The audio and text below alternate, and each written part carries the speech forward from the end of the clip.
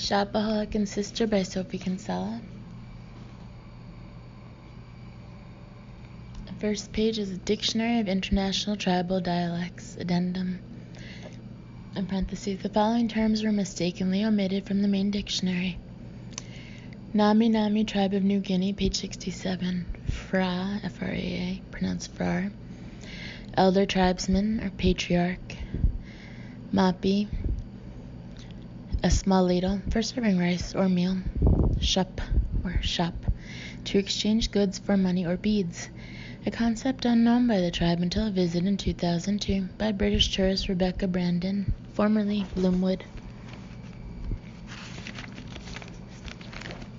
The next page is a letter from the Royal Cairo Institute of Archaeology, 31 El Cherifine Street, Cairo, to Mrs. Rebecca Brandon, care of Nile Hilton Hotel, Tahrir Square, Cairo, January 15th, 2003. Dear Mrs. Brandon, I'm glad you're enjoying your honeymoon in Cairo. I was pleased to hear that you feel a bond with the Egyptian people and agree it is quite possible that you have Egyptian blood in you.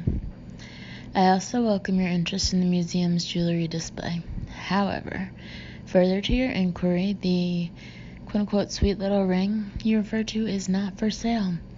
It once belonged to Queen Sobeknefu of the 12th dynasty, and I can assure you would be missed. I hope you enjoy the rest of your stay. Yours sincerely, Khaled Samir, Director. In the next page, another letter from Breitling Shipping Company, Tower House, Canary Wharf, London, E14SHG. Fax for Mrs. Rebecca Brandon, care of Four Seasons Hotel, Sydney, Australia, from Denise O'Connor, Customer Service Coordinator, 6 February 2003. Dear Mrs. Brandon, we are sorry to inform you that your Bondi Beach carved sand mermaid has disintegrated during shipping. We would remind you that we made no guarantees as to its safety and advised you against the shipping process. Yours sincerely, Denise O'Connor, Customer Service Coordinator. And then another letter on the next page from Alaskan Trails and Adventures, Inc., P.O. Box 80034, Chugiak, Alaska 99567. Fax for Mrs. Rebecca Brandon, care of White Bear Lodge, Chugiak, from Dave Crockerdale, Alaskan Trails and Adventures, February 16, 2003. Dear Rebecca, thank you for your inquiry. I would strongly advise you against attempting to ship to Britain 6 husky dogs and a sleigh. I agree that husky dogs are wonderful animals, and am interested in your idea that they could be the answer to pollution in cities. However, I think it unlikely the authorities would allow them on the streets of London, even if you did, quote, customize the sleigh with wheels and add a number plate, end quote. I hope you're still enjoying your honeymoon. Kind regards, Dave Crockerdale, Trail Manager. Chapter 1. Okay, I can do this, no problem. Simply a matter of letting my higher self take over, achieving enlightenment, and becoming a radiant being of white light. Easy peasy. Surreptitiously, I adjust myself on my yoga mat so I'm facing the sun directly, and push down the spaghetti straps in my top. I don't see why you can't reach ultimate bliss consciousness and get an even tan at the same time.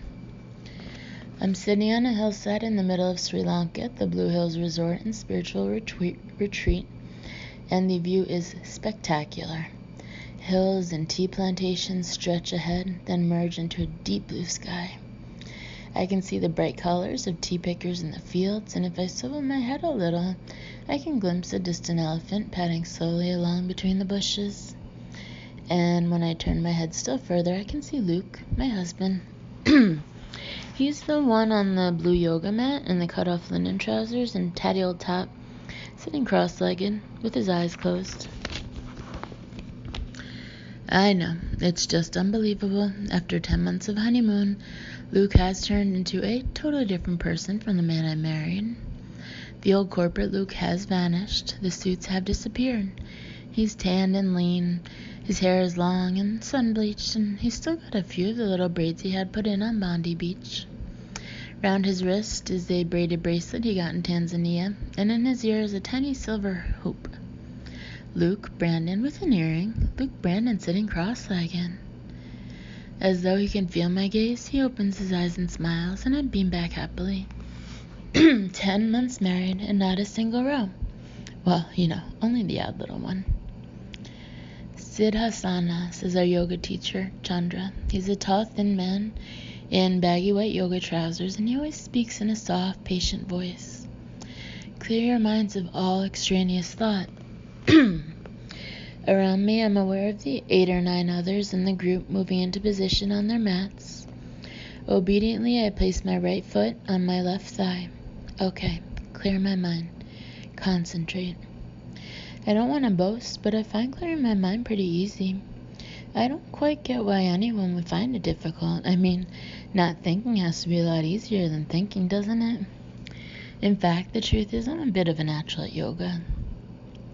We've only been on this retreat for 5 days, but already I can do the lotus and everything. I was even thinking I might set up as a yoga teacher when we go back home. Maybe I could set up a partnership with Trudy Styler, I think, in sudden excitement. Gosh, yes. And we could launch a range of yoga wear, too, all soft grays and whites, with a little logo. Focus on your breathing. Chandra is saying, all right, yes, breathing. Breathe in, breathe out. Breathe in, breathe out. Gosh, my nails look fab. I had them done at the spa, little pink butterflies on a white background, and the antennae are little diamonds. They are so sweet, except one seems to have fallen off. I must get that fixed. Becky, Chandra's voice makes me jump. He's standing right there, gazing at me with this look he has. Kind of gentle and all-knowing, like he can see right inside your head. You do very well, Becky, he says. You have a beautiful spirit. I feel a sparkle of delight all over. I, Rebecca Brandon, née Bloomwood, have a beautiful spirit. I knew it. You have an unworldly soul, he adds in his soft voice, and I stare back, totally mesmerized. Material possessions aren't important to me, I say breathlessly. All that matters to me is yoga. You have found your path, Chandra smiles. There's an odd kind of snorting sound coming from Luke's direction, and I look around to see him looking over at us in amusement. I knew Luke wasn't taking this seriously. This is a private conversation between me and my guru. Thank you very much, I say crossly. Although actually I shouldn't be surprised. We were warned about this on the first day of the yoga course. Apparently, when one partner finds higher spiritual enlightenment, the other partner can react with skepticism and even jealousy. Soon you will be walking on the hot coals. Chandra gestures with a smile to the nearby pit of smoldering ashy coals, and a nervous laugh goes around the group. This evening, Chandra and some of his top yoga students are going to demonstrate walking on the coals for the rest of us. This is what we're all supposed to be aiming for. Apparently you attain a state of bliss so great, you can't actually feel the coals burning your feet. You're totally pain-free. What I'm secretly hoping is that it'll work when I wear 6-inch stilettos too. Chandra adjusts my arms and moves on, and I close my eyes, letting the sun warm my face. Sitting here on this hillside in the middle of nowhere, I feel so pure and calm. It's not just Luke who's changed over the last 10 months. I have too. I've grown up. My priorities have altered. In fact, I'm a different person. I mean, look at me now doing yoga at a spiritual retreat. My old friends probably wouldn't even recognize me.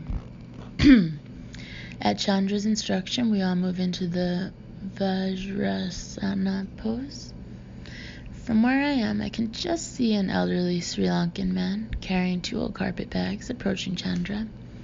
They have a brief conversation during which Chandra keeps shaking his head. Then the old man trudges away over the scrubby hillside. When he's out of earshot, Chandra turns to face the group, rolling his eyes. This man is a merchant. He asks if any of you are interested in gems, necklaces, cheap bracelets. I tell him your minds are on higher things. A few people near me shake their heads as though in disbelief.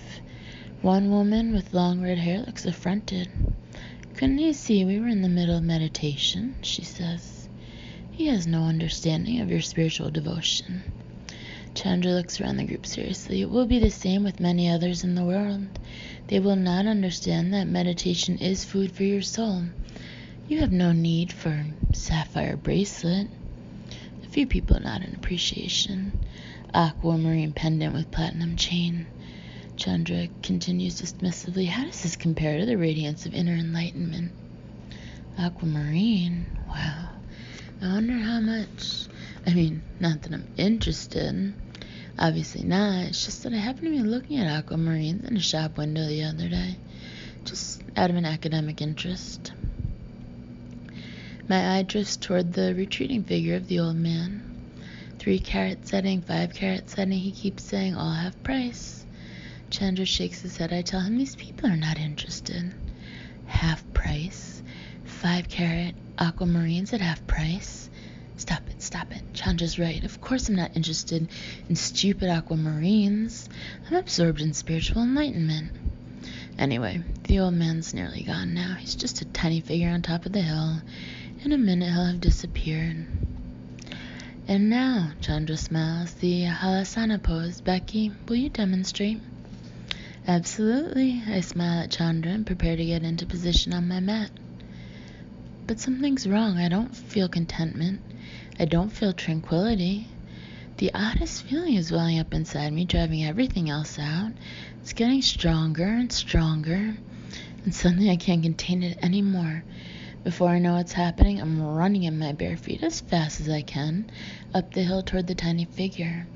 My lungs are burning, my feet are smarting, and the sun's beating down on my bare head. But I don't stop until I've reached the crest of the hill. I come to a halt and look around, panting. I don't believe it. He's gone. Where did he vanish to? I stand for a few moments, regaining my breath, peering in all directions, but I can't see him anywhere. At last, feeling a little dejected, I turn and make my way back down the hillside to the group. As I get near, I realize they're all shouting and waving at me. Oh gosh, am I in trouble? You did it!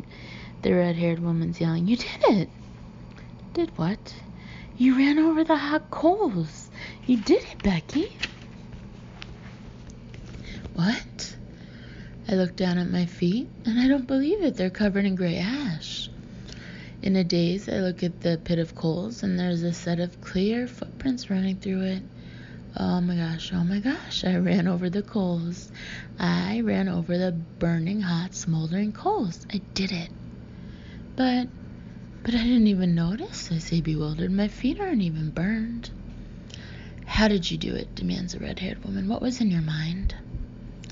I can answer. Chandra comes forward smiling. Becky has achieved the highest form of karmic bliss. She is concentrating on one goal, one pure image, and this has driven her body to achieve a supernatural state. Everyone is goggling at me like I'm suddenly the Dalai Lama. It's nothing really, I say with a modest smile, just, spiritual enlightenment. Can you describe the image? Asked the red-haired woman in excitement. Was it white? Someone else chimes in. Not really white, I say. Was it a kind of shiny blue-green? Comes Luke's voice from the back. I look up sharply. He's gazing at me, totally straight-faced. I don't remember, I say with dignity. The color wasn't important. Did it feel like, Luke appears to think hard, like the links of a chain were pulling you along? It's a very good image, Luke, chimes in Chandra, pleased. No, I say shortly, it didn't. Actually, I think you have to have a higher appreciation of spiritual matters to understand. I see, Luke nods gravely. Luke, you must be very proud. Chandra beams at Luke. Is this not the most extraordinary thing you have ever seen your wife do? There's a beat of silence. Luke looks from me to the smoldering coals, to the silent group, and back to Chandra's beaming face. Chandra, he says, take it from me. This is nothing. After the class is finished, everyone heads to the terrace where cool drinks are waiting on a tray. But I stay on my mat meditating to show how dedicated I am to higher things.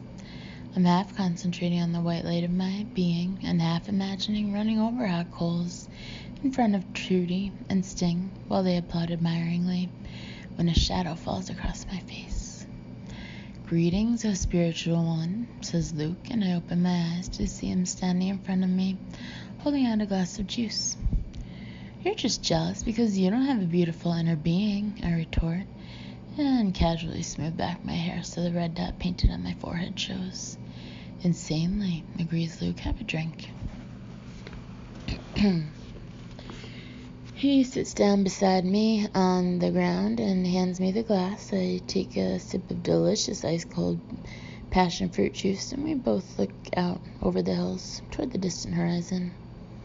"You know, I could really live in Sri Lanka," I say with a sigh. "It's perfect. The weather, the scenery, all the people are so friendly."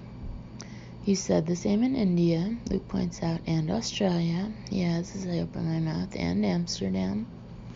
Oh, gosh, Amsterdam. I completely forgotten we went there. That was after Paris. Or was it before? Oh, yes, it was where I ate all those weird cakes and nearly fell in the canal. I take another sip of juice and let my mind range back over the last 10 months.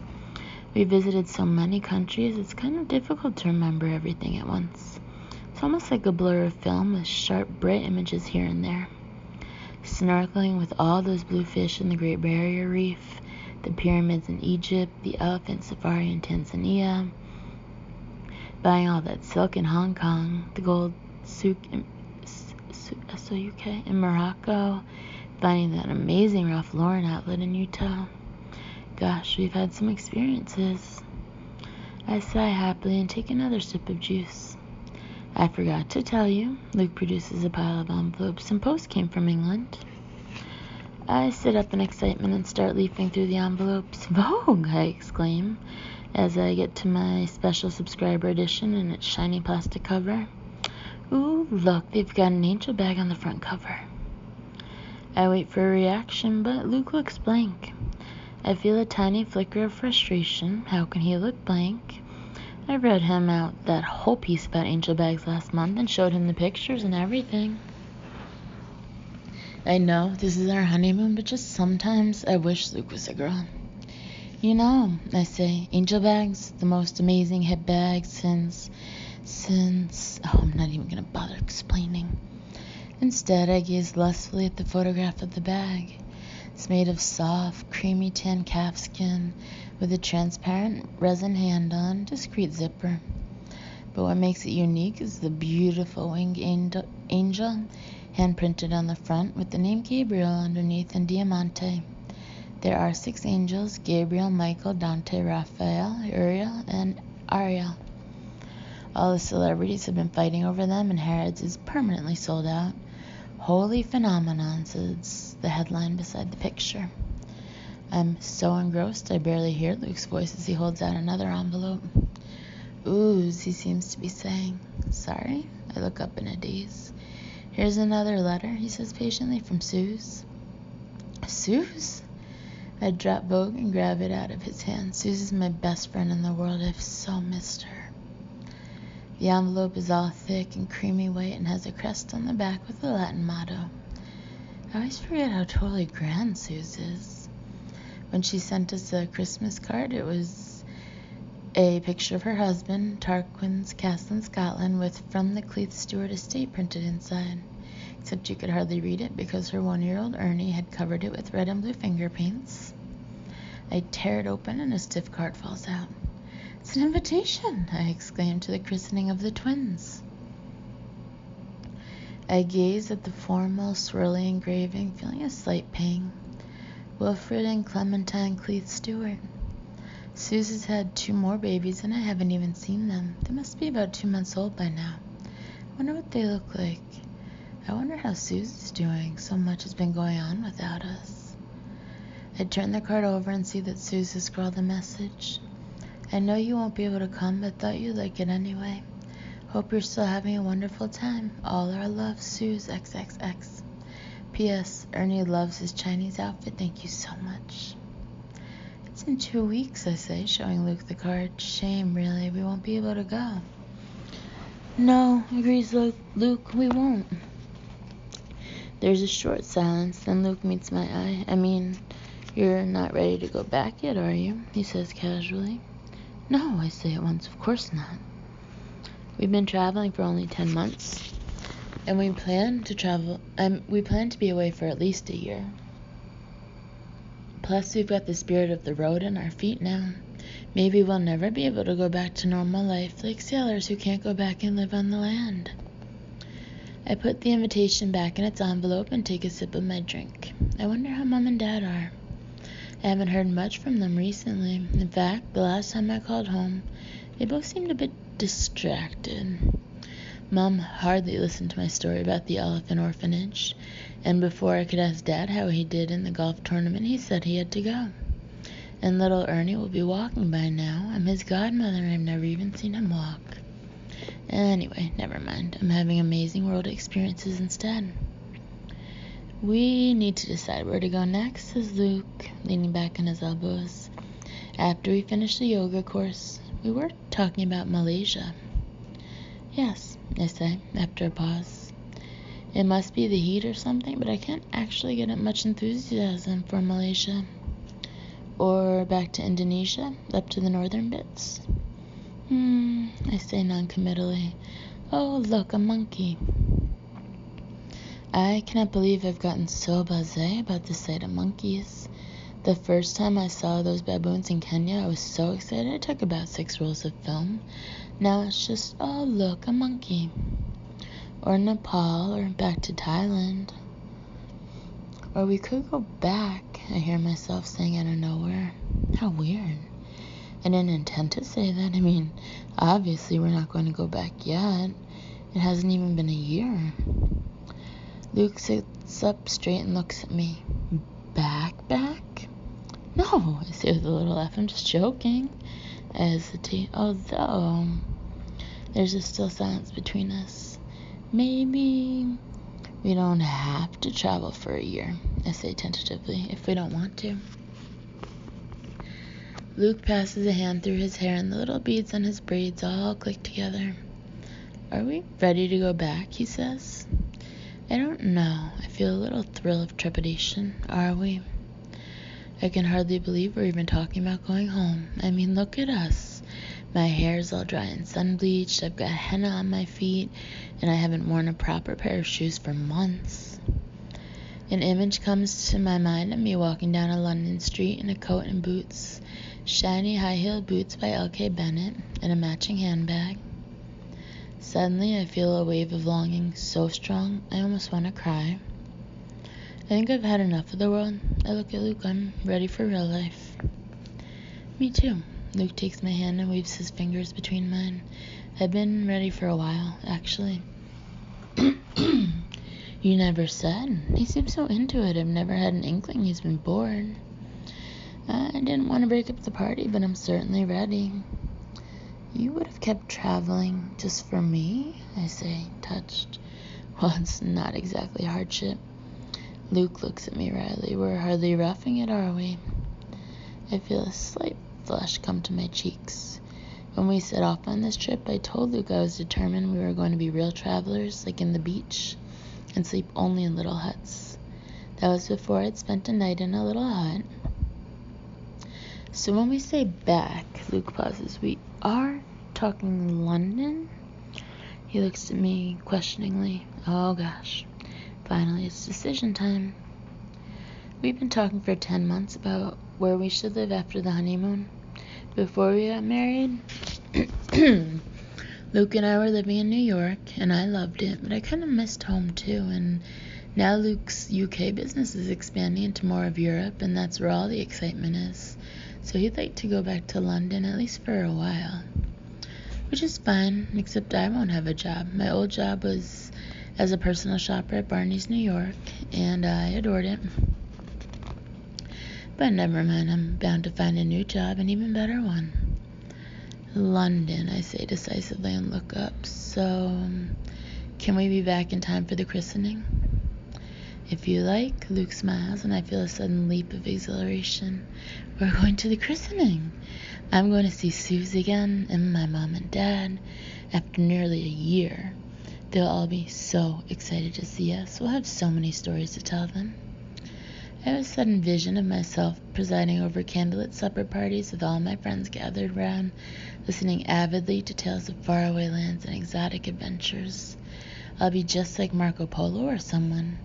Then I'll open my trunk to reveal rare and precious treasures. Everyone will gasp in admiration. We'd better let them know, says Luke, getting up. No, wait, I say, grabbing his trousers. I've had an idea. Let's surprise them. Let's surprise everybody. Surprise everybody? Luke looks doubtful. Becky, are you sure that's a good idea? It's a brilliant idea. Everyone loves a surprise. But everyone loves a surprise, I repeat confidently. Trust me. We walk back through the gardens to the main hotel, and I do feel a slight twinge at the thought of leaving. It's so beautiful here. All teak bungalows and amazing birds everywhere. And if you follow the stream through the grounds, there's a real waterfall. We pass the wood carving center where you can watch craftsmen at work, and I pause for a moment, inhaling the delicious scent of wood. Mrs. Brandon, the head craftsman, Vijay, has appeared at the entrance. Damn, I didn't know he'd be around. Sorry, Vijay, I say quickly. I'm in a bit of a hurry. I'll see you later. Come on, Luke. No problem. Vijay beams and wipes his hands on his apron. I just wanted to tell you that your table is ready. Shit. Slowly, Luke turns to look at me. Table, he says. Your dining table, says Vijay in happy tones. And 10 chairs. I show you. We display the work. He snaps his fingers and barks some orders, and suddenly, to my dismay, about 8 men troop out, carrying a huge carved teak table on their shoulders. Wow, it's a tad bigger than I remembered. Luke looks absolutely stunned. Bring the chairs, Vijay is bossing the men. Set it up properly. Isn't it lovely? I say in super bright tones. You ordered a dining table and 10 chairs without telling me? Says Luke, goggling as the chairs arrive. Okay, I don't have many options here. It's my wedding present to you, I say with sudden inspiration. It's a surprise. Happy wedding, darling. I plant a kiss on his cheek and smile hopefully up at him. Becky, you already gave me a wedding present, says Luke, folding his arms, and our wedding was a fairly long time ago now. I've been saving it up. I lower my voice so Vijay can't hear. And honestly, it isn't that expensive. Becky, it's not the money, it's the space. This thing's a monstrosity. It's not that big, and anyway, I quickly add before he can reply, we need a good table. Every marriage needs a good table. I spread my arms widely. After all, what is marriage about if not sitting down at the table at the end of the day and sharing all our problems? What is marriage if not sitting together at a solid wooden table and eating a bowl of hearty stew? Hearty stew? Echoes Luke. Who's going to make hearty stew? We can buy it at Waitrose, I explain. I come around the table and look up at him earnestly. Luke, think about it. We'll never again be in Sri Lanka with authentic wood carvers right in front of us. This is a unique opportunity. I have had it personalized. I point to the panel of wood running down the side of the table. There, beautifully carved in among the flowers, are the words Luke and Rebecca, Sri Lanka 2003. Luke runs a hand over the table. He feels the weight of one of the chairs. I can see him relenting. Then suddenly he looks up with a slight frown. Becky, is there anything else you bought that you haven't told me about? I feel a nervous slip inside, which I disguise by pretending to examine one of the carved flowers. Of course not, I say at last, or, maybe just the odd little souvenir along the way, just here and there. Like what? I can't remember, I exclaim. It's been 10 months, for goodness sake. I look at the table again. Come on, Luke, you must love it. We're going to have fantastic dinner parties. And it'll be an heirloom. We can hand it down to our children. I break off a bit awkwardly. For a moment, I can't quite look at Luke. A few months ago, we had this huge big discussion and decided we'd like to try for a baby. But so far, nothing's happened. I mean, not that it's a big deal or anything. It will happen. Of course it will. Alright, says Luke, his voice a little gentler. You've won me over. He gives the table a pat, then looks at his watch. I'm going to email the office. Tell them about our change of plans. He gives me a wry look. Presumably you weren't expecting me to burst open the door of the boardroom and yell, "Surprise, I'm back." Of course not, I retort, barely missing a beat. That is actually kind of what I'd pictured, except I'd be there too with a bottle of champagne and maybe some party poppers. I'm not quite that stupid, I add witheringly. Good. Luke grins at me. Why don't you order us some drinks and I'll be out in a moment. As I sit down at a table on the shady terrace, I'm just a tad preoccupied, trying to remember all the things I bought and had shipped home without telling Luke. I mean, I'm not worried or anything. It can't be that much stuff, can it? Oh gosh, I close my eyes trying to remember. There were those wooden giraffes in Malawi. I don't know how to pronounce it. The ones Luke said were too big, which is ridiculous. They'll look amazing. Everyone will admire them.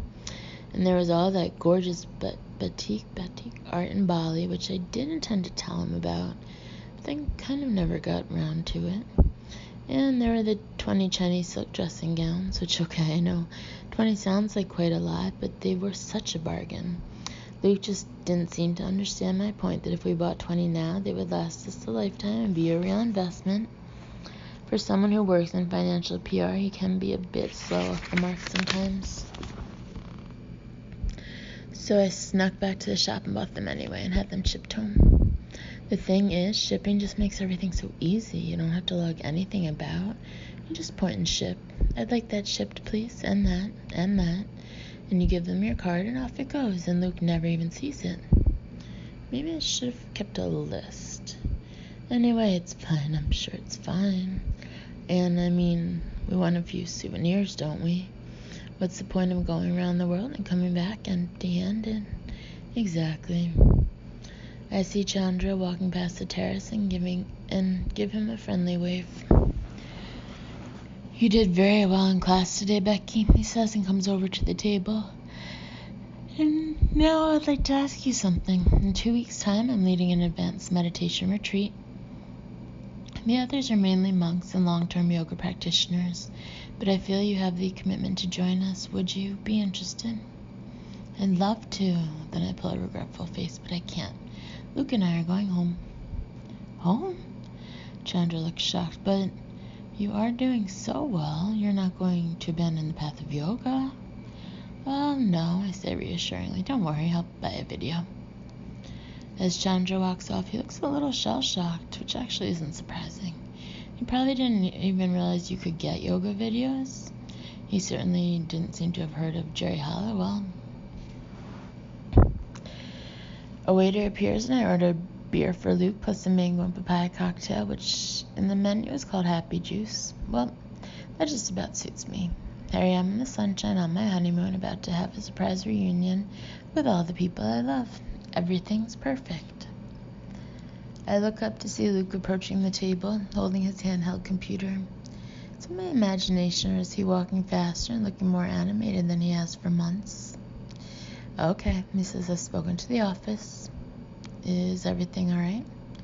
It certainly is. He seems full of suppressed energy. It's going very well. In fact, I want to set up a couple of meetings for the end of this week.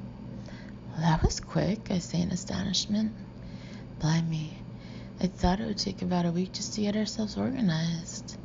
But I know how much you're getting out of this yoga retreat, he adds, so what I propose is that I go on ahead and you join me later, and then we return to Britain together.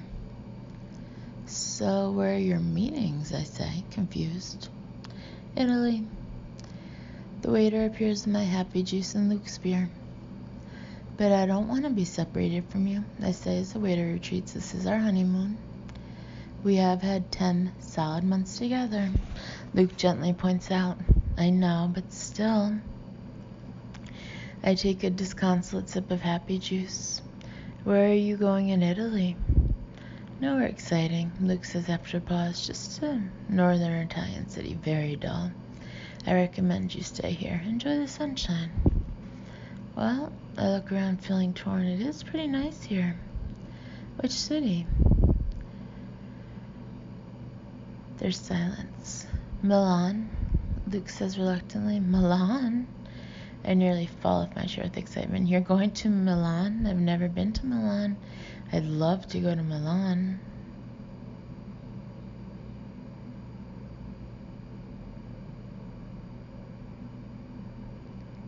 No, says Luke. Really? Yes, definitely. It's the fashion capital of the world. I mean, it's got Prada and Dolce. I break off as I catch this expression. And, it's a place of great cultural interest which no modern traveler should miss. Luke, I have to come. Okay. Luke shakes his head ruefully. I must be mad, but okay. Elated, I lean back in my chair and take a big slurp of happy juice. This honeymoon just gets better and better.